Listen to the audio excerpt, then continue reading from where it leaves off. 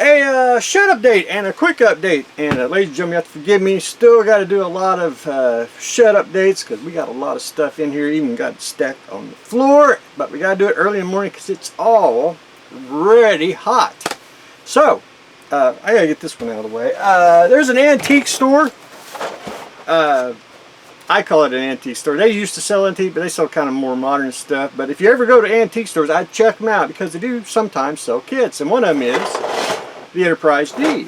I pick them up when they're cheap because they were used in the Wolf 359. They use components to kit bash ships. And I've been just keeping some for that reason.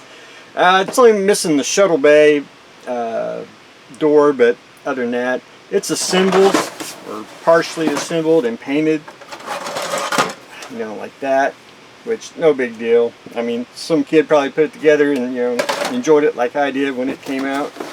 But anyway, if it's assembled, if it's glued or whatever, I have no problem with it. All model kits are usable. I have yet to find one that's really too bad. But anyway, picked that up since it was cheap. But I go through every model kit that comes through here that's a used model because I pull out the trash. There's things in there that shouldn't be in there, and a vintage polyscale paint was in there, and that's pretty much the I think the best acrylic out there till they got rid of it. And now you're in the, Vallejo, Amomig, AK, but anyway, that was leading edge in the old days, polyscale. And I used to have a bunch of old paint bottles, Testers, Model Master, polyscale. But you ever just get so many of them that they just dried up, and this was before I built the shed.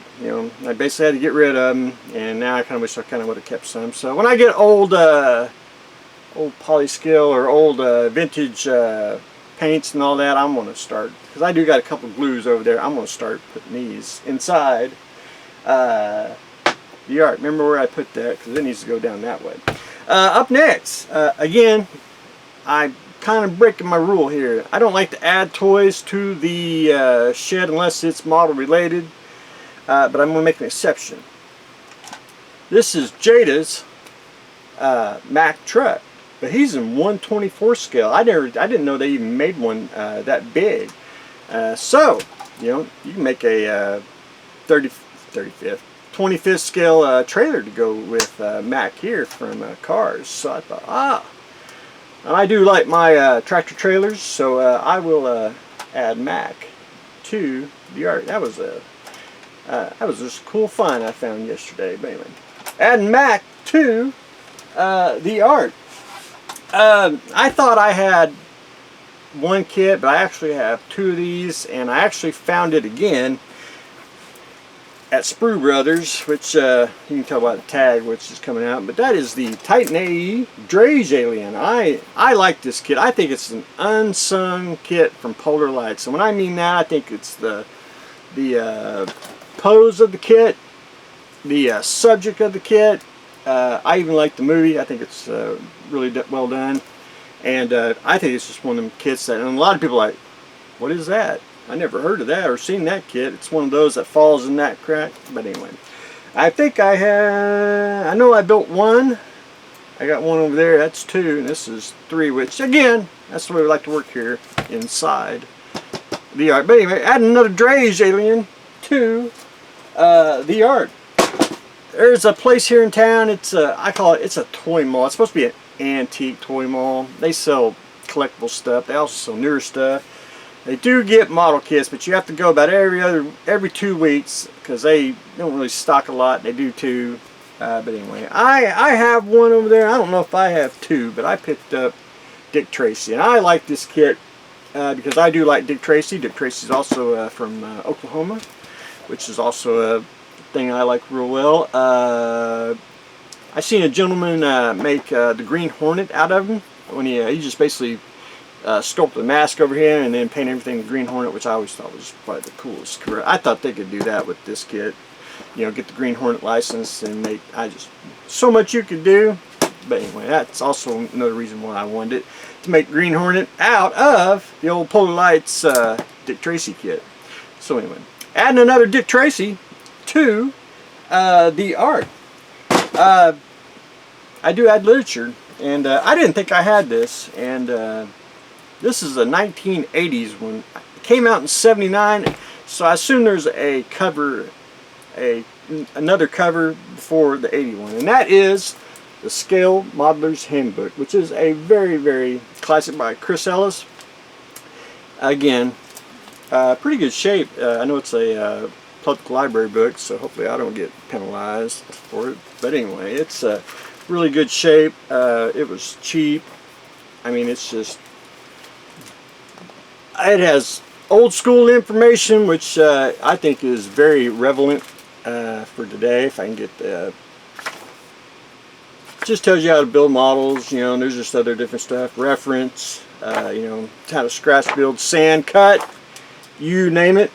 But anyway, it's one of those books. I thought I had one, but I guess not, and that was a very, very interesting read. So anyway, we're adding the Scale Modeler's Handbook to the art, which I'll try to find the '79 version. This is 1980, and I think there's a couple other ones after that. But anyway, I like to try to get the older ones because I do like to add a little bit of history to the art.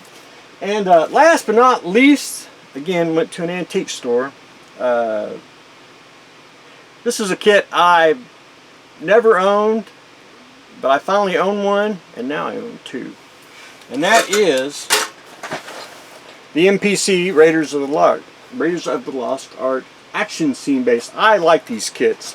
They're just tiny in scale, but I do like the base and everything. I think it's just, I wish they'd reissue stuff like this or make new something like this. I just think it's, there's a lot of value in it. But when this came out in '82, I remember picking up the kit, looking at it and going, do I want it, do I want it? But it's just so tiny. I mean, the plane's only like this big on it, and you're like, it ain't worth the money, you want it bigger. But anyway, when I was a kid, I basically skipped on it, and then you know, years down the road I wanted to get it, and I never could find it. So about 30-something years later I did find it, and I have another one, which I did pick up the old titanium one. Anyway, I added it with my other one so I'd have a bigger plane to go with it. And everyone remembers the old the Disney one that goes, you know, which they should have made a kit about that size too. And you can get a resin kit, I believe, that's bigger.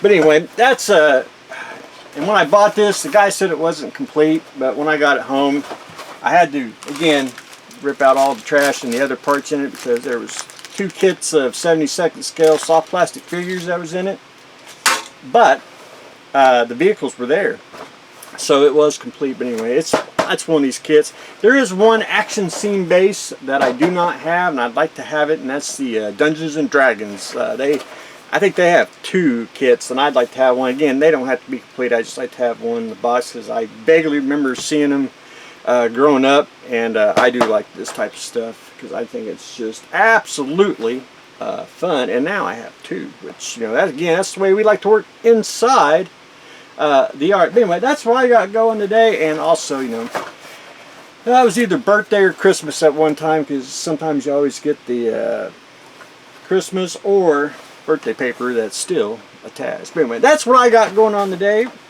Box a little shut, but we're adding another Raiders of the Lost Ark action scene diorama base.